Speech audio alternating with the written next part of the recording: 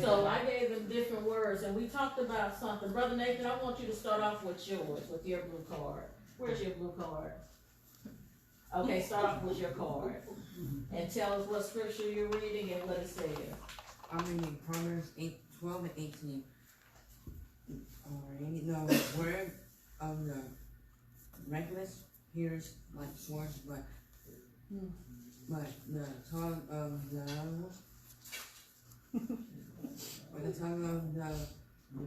wise and the healing. So his was the words of the wicked pierces, but the tongue of the wise brings healing. Wow. So, and I gave him the same analogy about my mouth. I can gain weight and I can lose weight through my mouth. It's just what I choose to put in and when I choose to put stuff in. So we're learning that the words that we have, they can bring life, and the words that we have can bring death. It's just how do we choose to use the words that we have. And Brother David, what is your blue card? Proverbs 18 and 7. A fool's mouth is his destruction, and his lips are the snare of his soul.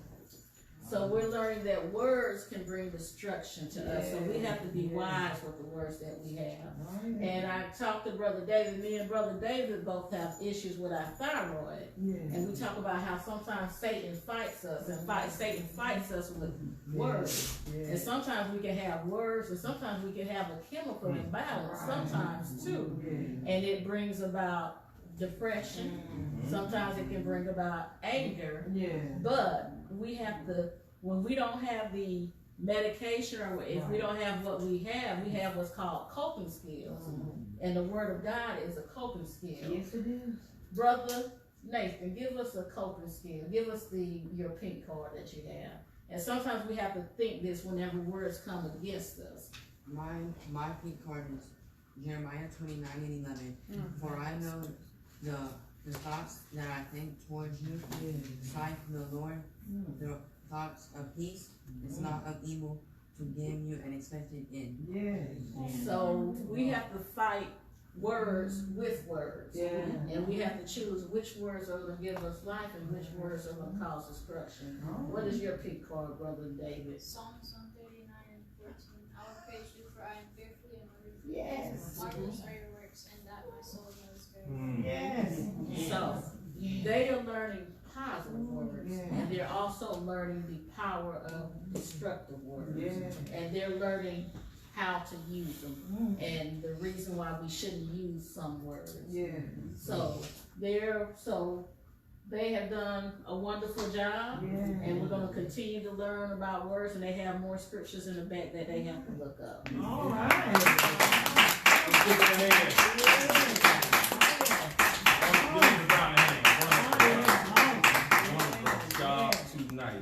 So let's look at this.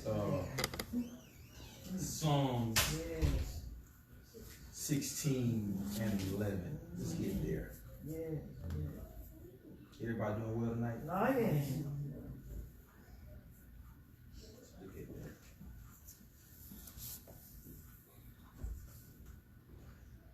Thou wilt show me the path of life. In thy presence is fullness of joy. At thy right hand there are pleasures forevermore. And we're talking about the purpose of his presence. How many of y'all know that it's very important for us in general to find our purpose? Some of y'all believe that our purpose is so very, very vital that we find our purpose. It is very, very vital that when we find our purpose that we try our best to live a purpose-driven life.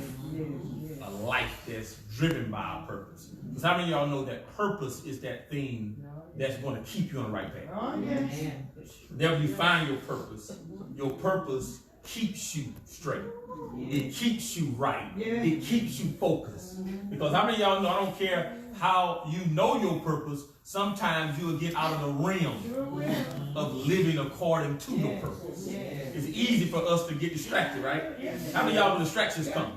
Distractions in our lives come, and sometimes we will forget that very purpose that we were designed for. We'll forget how focused we were. We'll forget how motivated we were. We'll forget some of the same promises that we made.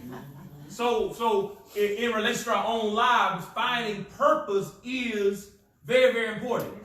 And also you got to realize that God has resources that serves a purpose in our lives. And God is so different from us. God is going to make sure that his purpose stays on course. Are y'all following me? God is going to make sure that his purpose stays on course and that his purpose stays in line with what he has designed it to do. How many of y'all know that sometimes it's God's purpose that lets us know that, look here, you're out of line with what God is trying to do.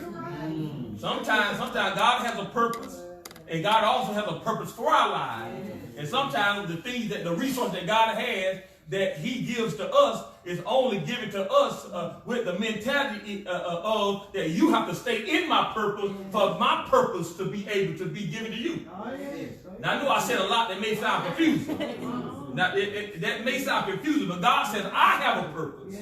And I begin to allocate things for a purpose. Now, if you get out of my purpose, I'm going to take the things that I purpose to give you because you're not in my purpose. Are y'all following me? How many of y'all know things can be allocated to you for a purpose, but if it get where it's not used for that purpose, people can take it away from you. Are y'all following me? So God said, if I've allocated something for a particular purpose, I want that thing to be used for that purpose. So look now. So it says that the purpose of his presence. So the presence of God serves a strategic purpose. And I want to suggest to you the presence of God is not for us just to feel good. All right, Bishop, you better say that. The presence of God is not just for us to feel good. Or let me say this, or look good. Because how many of y'all know when we feel good, sometimes we look good because sometimes it makes us do things like lift our hands or shout or rejoice.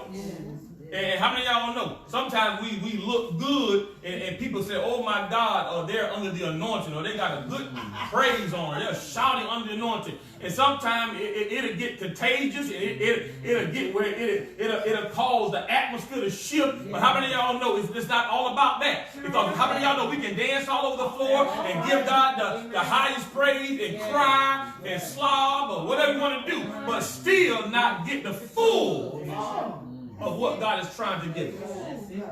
God said, I don't want you just to feel good. Because Paul said, at the end of the day, a lot of the things that we do with our bodies is just bodily exercise.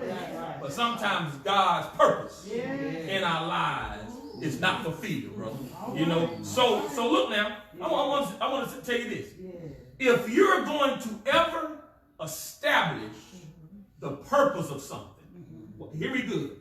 If you're ever going to establish the purpose of something, you must first establish how effective the entity is without it. Follow me. If you're ever going to establish the purpose of something, you must first establish how effective the entity is without it. I can never say something is for a good purpose in your life until I see what your life looked like before you was introduced to that purpose. Are y'all following? Are you following? So I can't say that God is good for you if I don't first see how broke down your life was without it. Y'all with me now? But brother, if you can handle it on your own, you don't need God. So I say I'm good. I'm going to use the word we used to use in the street. I'm straight.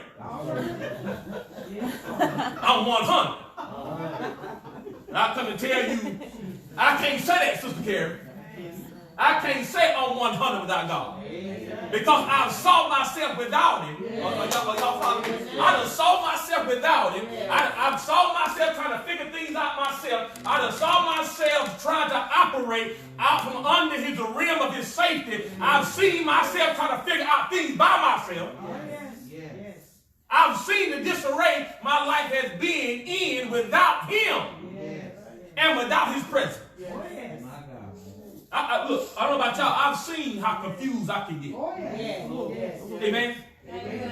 I've seen how confused I can get. I've seen how I can try to almost pull my hair out when my back is up against the wall and I don't see where my help is coming from. I've seen myself try to figure things out and look and celebrate temporary relief only to see myself back in the same similar position over and over. So I got anybody say amen? I've seen myself in action without him. Well, y'all follow me? So that's why I know I need him. Now, I'm going to speak for myself. I only speak for myself. I know I need him. Now, you may not have come to that conclusion yet. You don't know how purposeful something is until you look in the mirror and say, how was I before I was exposed to it? Huh? Before I got saved, what would I have said to you? If you'd have cut me off. Look. Can I get real? What would I? How many years I'd have been in the pen already? If that would have happened to me 10 years ago. How would I have bounced back and got my composure? Dealing with all the things I'm dealing with. What crazy house would I be in if I had went through Hurricane Mike, then COVID-19, then this racial turmoil in this nation? What facility would I be in, brother, if it was not for God? If it was not for God, if it had not been the Lord, that's what the song said, who was on my side. Then he said again, let Israel say. He said, repeat me, if it had not been the Lord on my side, where would I be? I got anybody here say, where would I be if I wasn't privy to the presence? Not only the presence, but knowing the purpose that the presence serves. Are you following me? So you have to first know how you operate without something to really know how important that something is. Are you following me? Okay. Look now, how effective were you without the entity? Defective. How effective was you without the entity? Huh? Defective. That's right. Defective. In a terrible situation. Like you said, defect. A lot of defects in you. You couldn't run right. You putting around. Y'all know a car just won't get right. Just putting around. Something wrong with the transmission. Something wrong with the carburetor. Something wrong with the plugs. I don't care how much gas you give me. Y'all ain't talking to me. I don't care how much gas you give me. If it ain't right, if it ain't hitting on all cylinders, brother, it ain't going nowhere. How many of y'all know? You look, sometimes your life ain't hitting on all cylinders. And something is wrong until you get that tune up in the spirit. How many of y'all know we need to tune up every now and then? And getting God's presence gives us a tune up. Y'all follow me? How many of y'all know right now we need the presence of the Lord right now because we are going through an atmosphere in a season of turmoil in our lives. That look, that got us going to and fro. Don't know whether we're coming or going, and we don't get that peace of God that surpasses all understanding. It's only going to come through relationship and connection. I said, some of y'all, there is no quick fix, nor a magic wand. If you're looking for a quick fix or a magic wand, you are very well going to be disappointed. You're going to be disappointed. There is no quick fix. There is no magic wand. This is connection. This is getting in His presence. Like we said on Sunday, a place where no matter how it seems like there is no room and that God is bombarded, there's always room for you. There's always room for me. It's always remission. It's all forgiveness. It's always resolution. Huh? It's the answer that we need. No matter how it is, but how did you operate without that entity? So purpose speaks to the intent. Somebody say intent. The intent of the presence of God. The objective.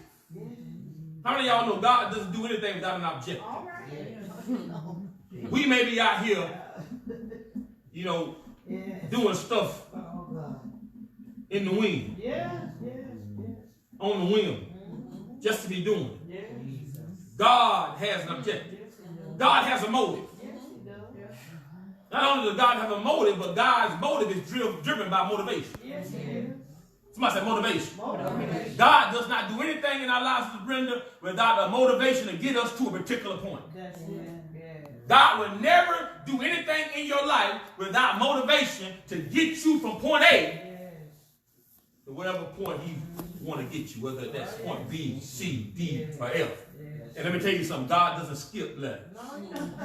God doesn't skip seasons. God don't say from point A to D to point A to Z. Our problem is that we think we know our purpose and we think we know our person. Look, if you think you know what your purpose is, you're going to also think you know what the plan is to get you to.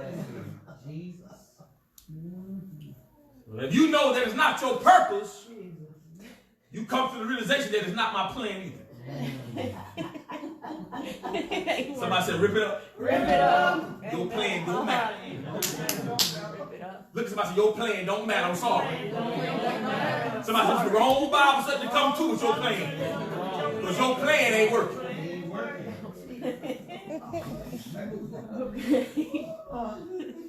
So God, watch this. So God doesn't expose us to anything without reasoning. God does not expose us to anything without reason. Now I want you to get this, because sometimes we find ourselves places we say, how in the heck did I get here? Can we be real, y'all? See, you can be real in the victorious place. We can be real here. We preach uncut, uncensored here. Sometimes you find yourself in places you saying, Lord, what are you doing? Somebody say amen. How did I get here? What is going on? Are y'all the only ones saying what's going on? Lord, Hurricane Michael, I thought I was getting ready to just get my life back together. I was happy. Oh my God, this next season in my life is going to be great. I'm back in my church. My people coming home. God said, hold your heart. Don't celebrate too soon.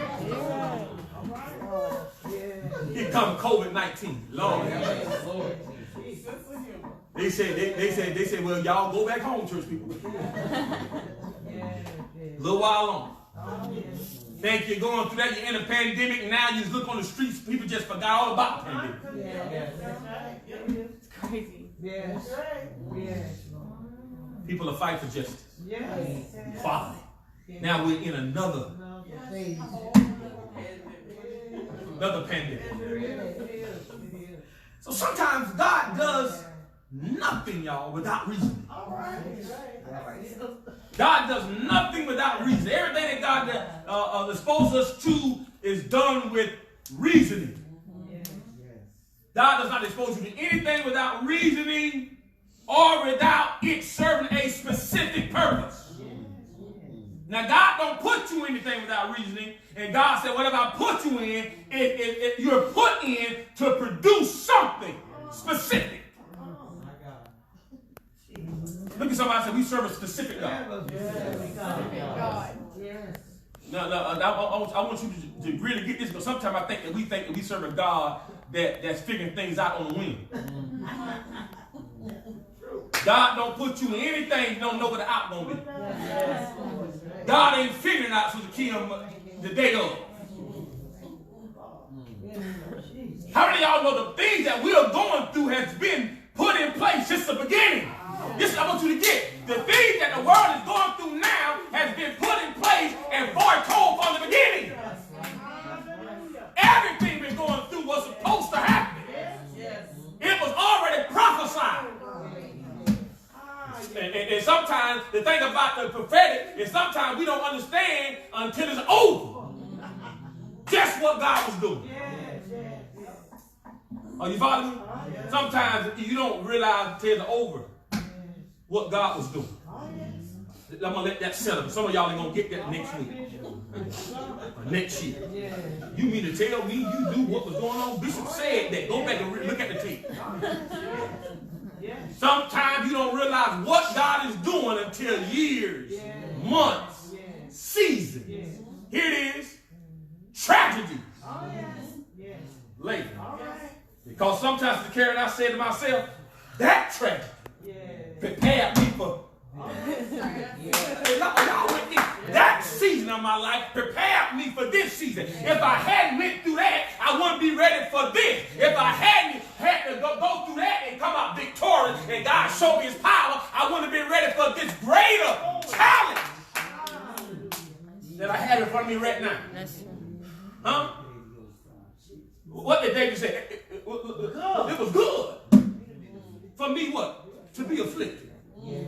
It was good. That's bold words to say it was good. It was good for me to be afflicted. It was a man that ordered God down at times in life, but why he was in the position he was. But it wasn't until later that he had time to reflect. He said, affliction produced something great in me. It caused me to learn God. It caused me to learn God's word. I tell y'all all the time, look, trouble makes you a Bible scholar.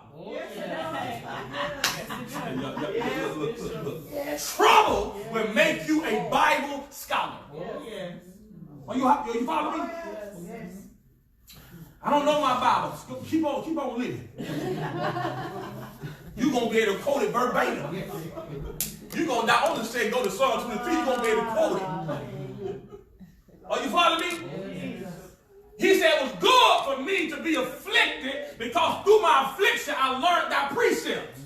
I learned how to get through. I learned how to sleep at night. I learned how to get peace that surpasses all understanding. And you only get this when you embrace the purpose and the plan of God, but you also understand that the person that has the purpose and the person that has the plan also has your life in their hand.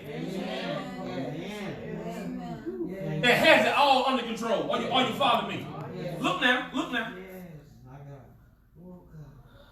God says everything I take you through and I expose you to. That has everything to do with his presence. I'm exposing you to the highest level of education. Somebody said the highest level of education. Please understand this. God never exposes us to great resources to put on a show. All right, Bishop, you better say that. Look. I want you to get this. I want you to get this. God never exposes us to his great resources to put on a show or to brag or boast of his great power. Look at somebody say, he don't have to do that. Look at somebody and say, what does God have to prove to you? I want you to really look at somebody and say, what does God have to prove to you? Ask somebody, do God have to prove that he's God? Does he have to prove that he has power? Does he have to prove he has dominion? Does God have to prove you right now he can bring you out? How many of y'all know he done brought me out before? And if he did it before, I know he can do it again. Are you following me? God does not do anything to put on a show or to brag or to boast of his great power, but rather God exposes us to his presence. Here it is, to put us in a fruitful position. To myself, fruitful position. In a fruitful position or a forever yielding arena. Look now. Look, that's why I got to learn to seek his presence. to seek his presence. Because we've already discussed and already established that all the time you don't find yourself in his presence. Sure don't. Just like you're not always in his presence, the Bible said that the Spirit don't always dwell. All right, Bishop, you better say that. Now you know that the Spirit don't always dwell with you. You know you ain't going to be in his presence. Say that. What do you mean? You don't, what do you mean, Spirit? You don't always have the right thoughts. Sure don't. Sure don't. For real. You can be saved and go wrong sometimes. Oh, yes, sir. You can be a pastor, preacher, Yeah, yeah. that speak to thousands, Yeah, yeah. but sometimes get off course. That's it. All right, you're right. Yes, sir. Jesus. Yes. Amen? Amen. Yeah. Teacher, Oh, yes. prophet, Yes. pastor, Yes. apostle, Yes. evangelist, Hallelujah. part of the fivefold, Thank you. Jesus. but still sometimes have to find his presence. Have to find something that motivates, something that brings joy. How many of y'all know you can watch the news right now and your spirit get bad? Sure will. Yes, it will. Do I got any real folk? Do I got any real folk? Yes.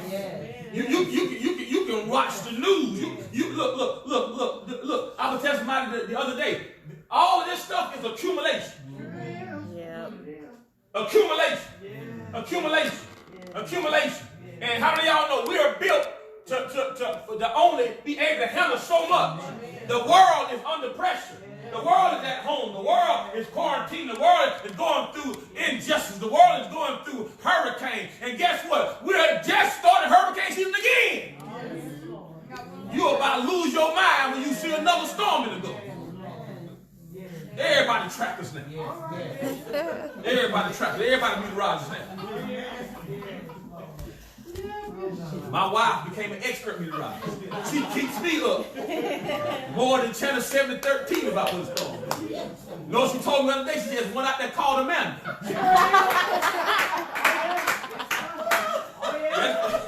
She has one called Amanda. I said, that's your name. I said, let us pray. That's going to be a terrible storm.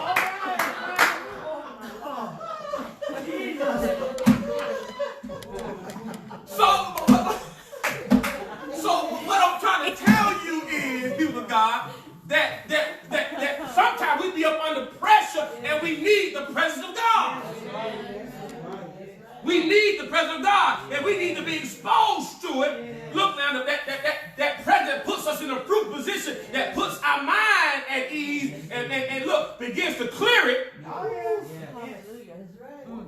Causes us to be in a yielding arena. Somebody say a yielding arena. In his presence. Look, I love it. I love it how it starts though. It says, and I'm almost done, that will show me the path of life. That will show me the path of life. And I want to first start with the path of life. Because the path of life brings us to many different scenarios. The path of life. That statement, opening statement of that verse of that chapter, that verse 11 and chapter number 16. That first wording of that verse, thou shalt show me the path of life, puts it all in a nutshell of why the rest of this verse is so important. Because life can be something. This thing we call life is unpredictable. Do you not know? Many of us in here had plans for 2020. How many of us had plans? They were going great. Or how many of us was going to travel?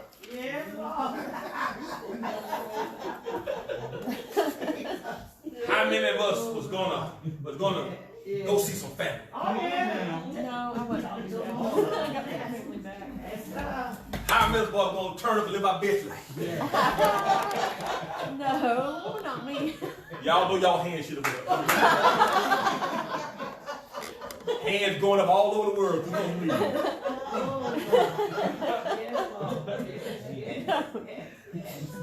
But life. Somebody said life. Life changes. Life produces different scenarios, different outcomes. Here it is, different challenges. That throws our plans out the door, doesn't it? Throws our plans out the door.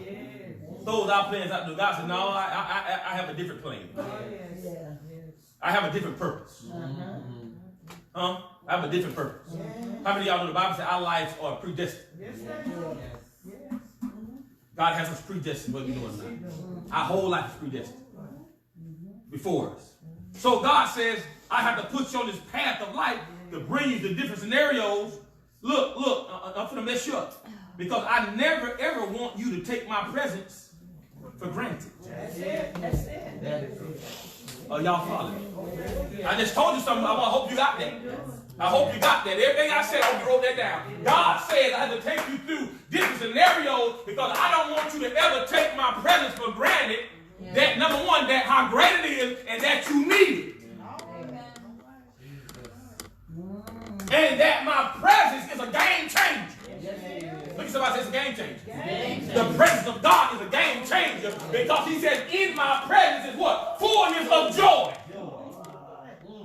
And guess what? That means no matter what you're going through and no matter what season you're in my presence is fullness what? Of joy. Yes, it is. How many of y'all know just getting in his presence can change the atmosphere? And how many of y'all know? Some of y'all right now need to realize that you can confuse the enemy.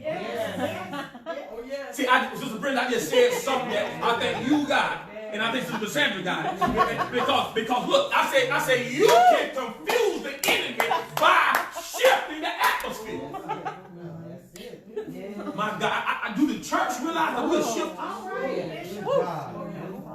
Do you know you can shift your household? Yes, Lord. Oh, y'all look at me funny. Do you not know you can shift your role in church?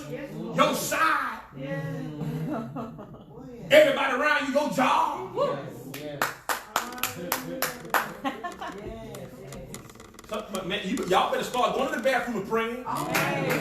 Speaking in other tongues. Tell the devil to get right. On y'all job, y'all ain't talking to me. On y'all job, in y'all community, look, around you in your neighborhood. Look. The problem is now we got to pray. We got to pray for this world. We got to pray for these nations. We got to pray for our leaders. We got to pray for our pastors. We got to pray for one another. Men should always pray in what? Not vain. We are shifters of atmosphere. That means that I can get in God's presence anytime. Somebody say anytime. The presence of God. The purpose of his presence is to bring joy to me.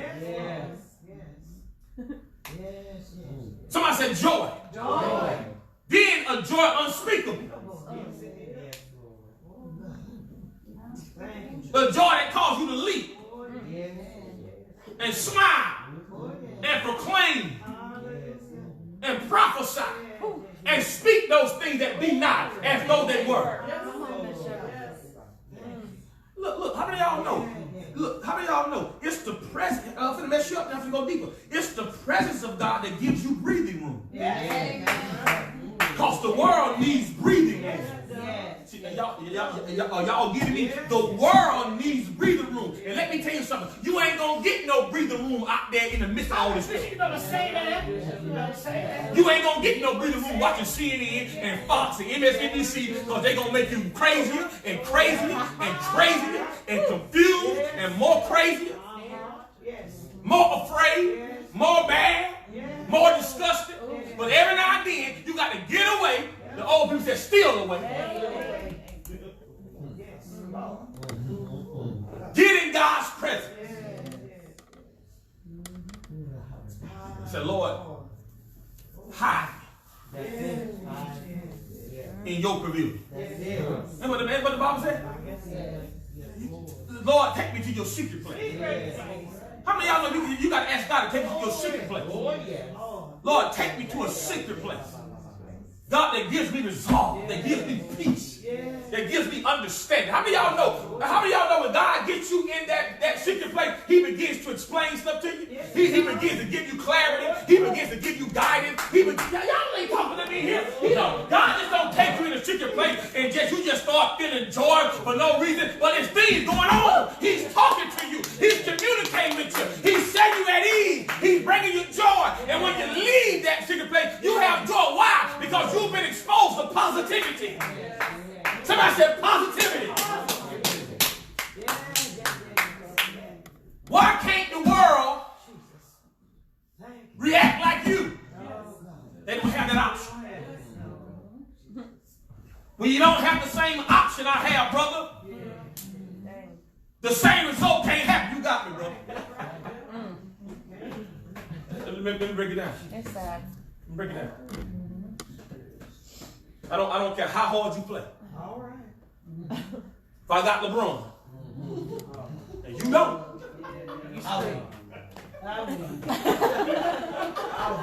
see, some of y'all like that analogy. Some of y'all should want me to say Michael Jordan.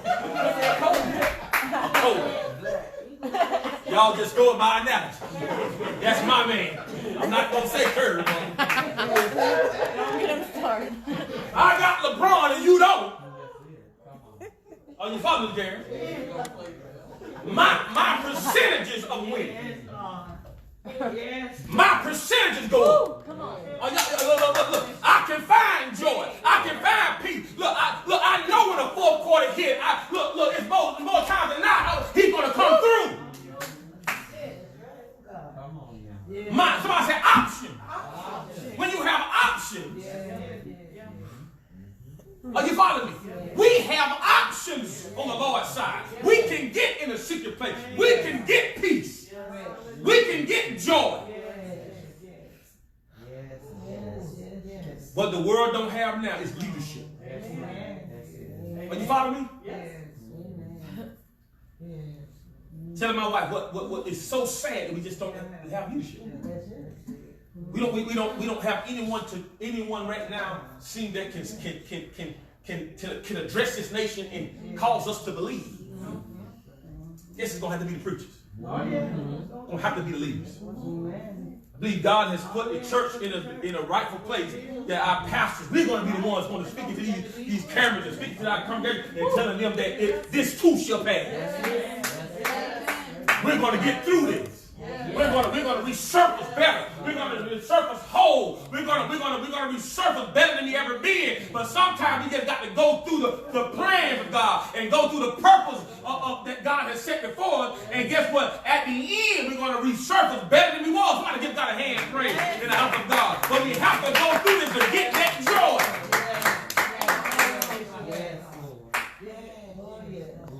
Look. I'm asking you this. I'm almost out of here. How can I get so excited about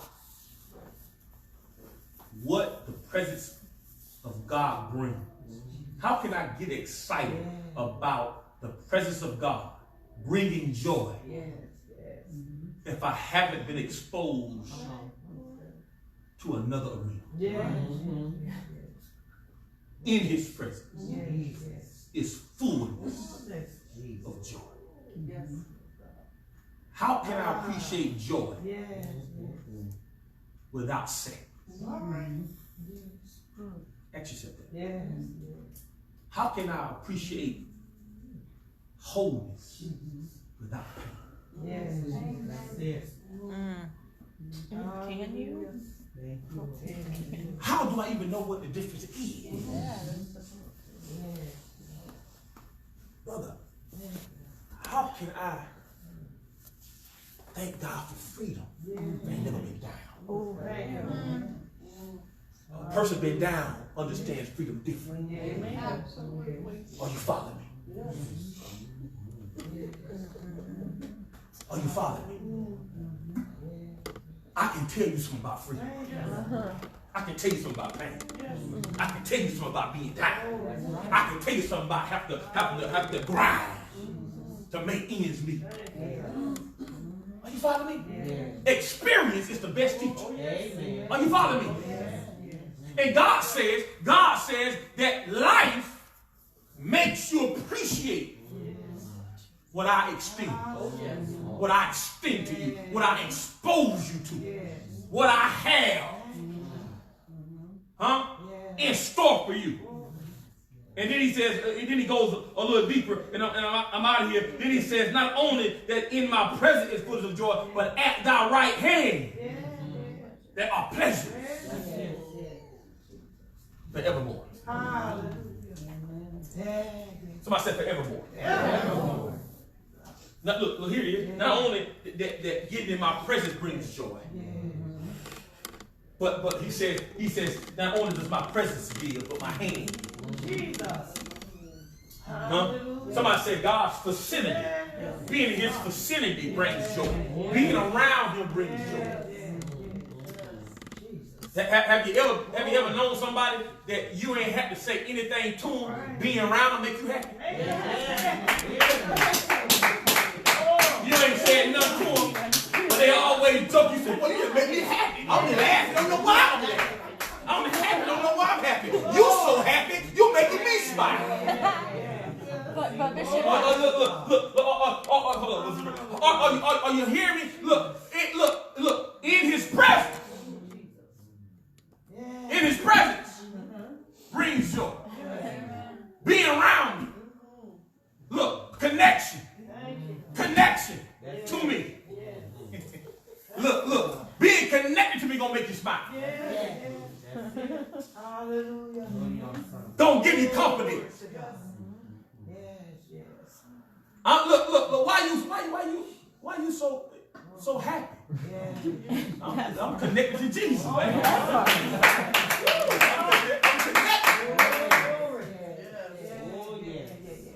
Sometimes the enemy say, why you so happy? You saw the news? Why you smiling? Everybody crying, you come in. It's gonna be a good day. Where you been, Mars? I'm connected. Somebody say, I'm connected. And look, it exudes out of me because I know that I'm coming out. I know I'm coming out. And I'm in the vicinity of joy. Hallelujah. When you're exposed to joy, you can't get up a habit. Are you following? In his presence. Somebody said, just getting in it. Around it.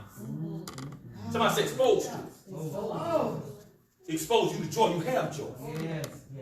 But then he says, here it is. I'm going to go deeper. But then the good thing about God says, how many of y'all know you can be in his presence, you can be in his presence, but far from his hand. That's it.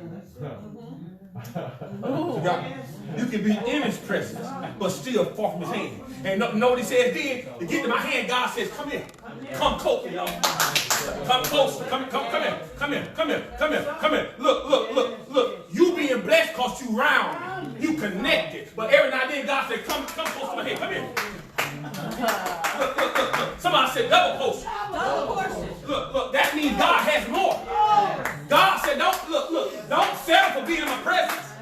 Don't settle for being in my presence. Somebody said, seek my hand. Come get my pleasure. Somebody said, come get my pleasure. Come get what I have for you. And look. And what I love, he said, what's that great word he used? Evermore. For what? For what? What are he saying? What is God saying? I'm not running out no time soon. Somebody said, I'm not running out no time soon. God's pleasure ain't like no stimulus. I said, God's pleasure ain't like a stimulus check. A bailout. You better be first. You better run away, you ain't gonna get no money. God said, in my right hand is pleasures forevermore. Somebody said unlimited resources. Somebody said unlimited. Unlimited resources. God has unlimited resources for the world. And let me ask you this question. Why isn't the world seeking him? What's wrong with the world? Why are we not turning to him? This man said, God is saying, I'm the greatest bailout for you. I'm going to give you the best, the greatest bailout you ever had. And guess what? And guess what?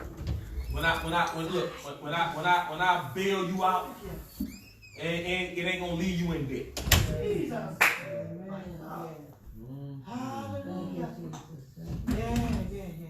Are you following me? The purpose of his presence we've covered. Thank you, God. The purpose of his presence is to change your atmosphere. Expose you to stuff you've never been exposed before. And to lead you to his hand. Because if I can get you in my presence and bring you joy, breathing room. That's what I'm going to call it, breathing room. Because we need to breathe. The world needs breathing room. How many of y'all know sometimes getting in this presence just needs breathing room? Just need to gather myself. I just need to gather myself out there. Just get me where I can just, somebody said stabilize me, God. Get me in your presence. You don't have to say anything, just get me in your presence. Because I know I feel safe in your presence. God says, you good? You good? If that's all you want, you can just have joy. But I got stuff too. Thank you, God. That's more where that came from. Because your Bible, like me, it says joy specifically. In his presence, fullness of what? Joy. Joy. But pleasures. Plural. Is y'all about? Is it plural? Pleasures. Y'all fact check me. Does it say pleasures? Is it plural or singular? So that means more than what? Y'all follow me? Pleasures forevermore. Pleasures forevermore. That means seek my hand and get more pleasures. Somebody said theme. Somebody said resources. Are y'all following? That's the purpose of presence. That's the purpose of his presence. Breathing room, joy. And then more stuff. Somebody said more stuff. To keep me going. To stabilize me. To bless me. Huh? The Bible said, look. I'm finna go deep. The joy of the Lord is your strength. The joy of the Lord is your strength. So God gets me in his presence to give me what? Strong. Y'all follow me? The joy of the Lord is my strength. Now, if he says, in my presence is a fullness of joy, that means that when I get joy, I really get what? Strength. I'm really getting strength. And what strength does? Strength gives me the ability to keep striving. For what? More. More. Strength to do what? Go what? To get to my hand. Are y'all with me? To get to my hand. To get to my resources. To get to my pleasure. To get to my things. Thank you, God. Y'all got it? Give God a hand for it. Let us sing. Let us sing. Amen. That's the purpose of his presence. That's the purpose. That's the purpose of his presence. That's why we got to get there. That's why we got to find a way to get to his vicinity. The position that we're around him. That we're in his face. That we have a prayer life. That here it is. That we are willing to test some stuff up. yes. Somebody say, tear the roof off. Tear the roof off. Oh, Jesus. Somebody say, charge me. Oh, yes, Lord. Press charge. But I have to get to his presence. You press charges, Oh, God. I'm going to have so much stuff I'll be able to pay. I'll be able to make my own baby. I say, I'm exposed to pleasures. I got to get to these pleasures. Y'all follow me? Any special prayer request for anyone? Oh, God. Oh, God. Thank you. God is good. Yes, He is. Let's look to him. Dear God, we thank you. Thank you. Thank you. My saying prayer, pray for the incarcerated from the children, the men and women. Let's give this our family a hand. So Oh, good to yes, see y'all. yes. Know that you've been challenging times and surgeries and things, and Sister Kim, you do your job so much. We thank God for y'all. Thank God for you. And my brother, we thank God for you, man. Brother God was family. Thank God for you. Sister Karen, so good to see you. Great job, Mr. Brown and the kids. Everyone, our minister, great job. First Lady, Sister Sue, everybody. We just thank God for any special prayer requests. I got a special request. I don't know if the church knows, or anybody else knows in this church, so today is their anniversary. So if y'all can pray for them and wish them many more. Absolutely. I just took on work tonight just to make sure I'm here in their presence. Absolutely. God bless you. God bless you. God bless you. God bless you. God bless you. Let's look to heaven. God, we just thank you.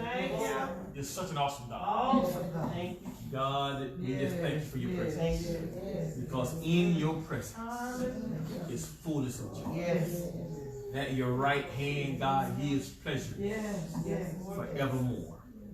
God, we are seeking your presence for that strength that we need to cause us to press farther inside that rim of safety, farther inside to get more than just joy. That we find pleasures, resources, more of what you have to offer, more things that brings continual happiness, overwhelming joy, joy unspeakable, not just temporary joy, not just enough for us to gain our breath or gain our footing or gain our mindset or composure, but for us, God, to have it forevermore. Forevermore. That we're leaning, we're depending on you. God, so much is going on in this world. So much is going on in this world. God, we need you more than ever. We need your leadership. We need your direction. We need your guidance. We need your understanding. We need your peace. We need your word. We need your word to resonate in the hearts of your people and all over this world. We need you. We need you to heal this land.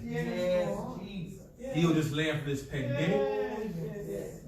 Heal this land from injustice and this pain that people feel, for this civil unrest. Heal this land.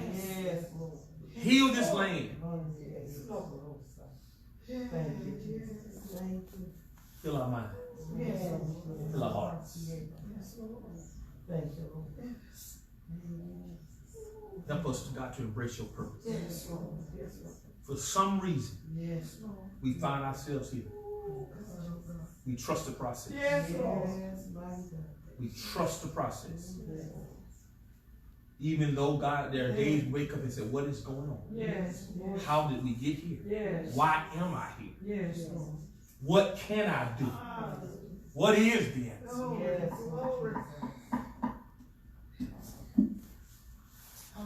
But God, yet again, the word says that your strength is made perfect in our weakness.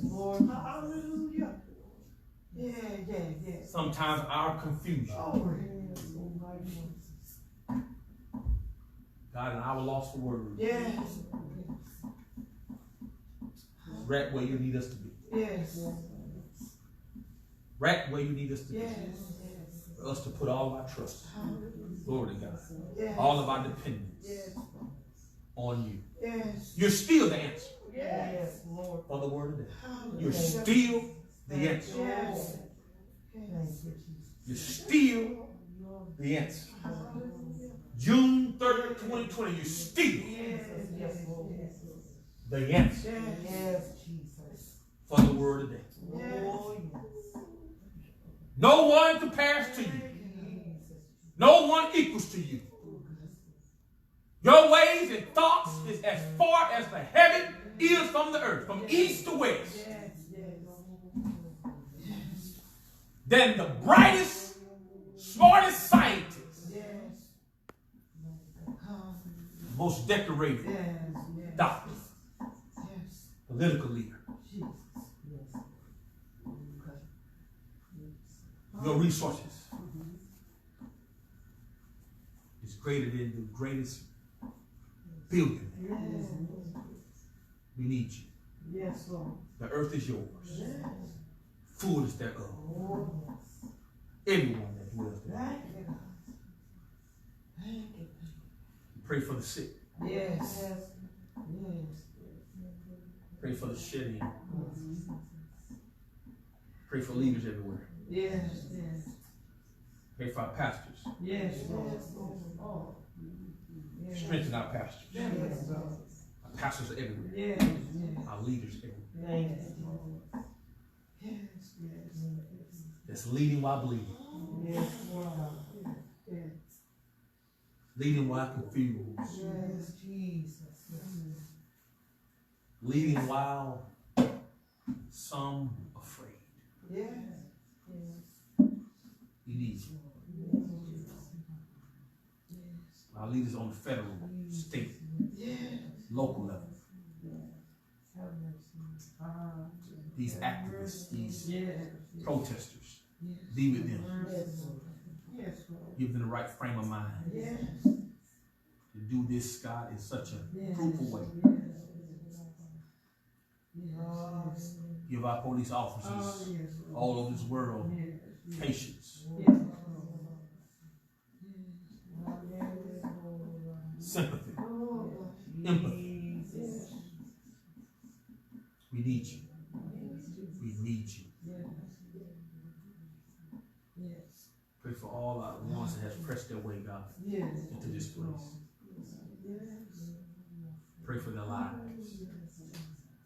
Pray for their feats, their milestones, birthdays. Give you praise. Pray for these children. Pray for this church, this community. We pray for the peace of Jerusalem. Pray for the time clock of this world.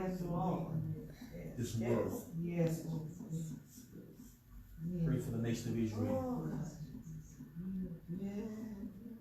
We are forever watching.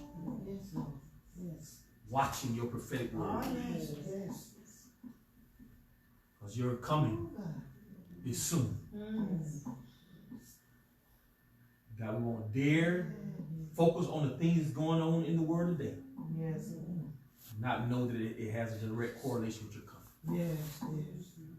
We still looking up. We look up. Our redemption draws us down. We give you praise. Glory to God. We give you honor. We have it all in control.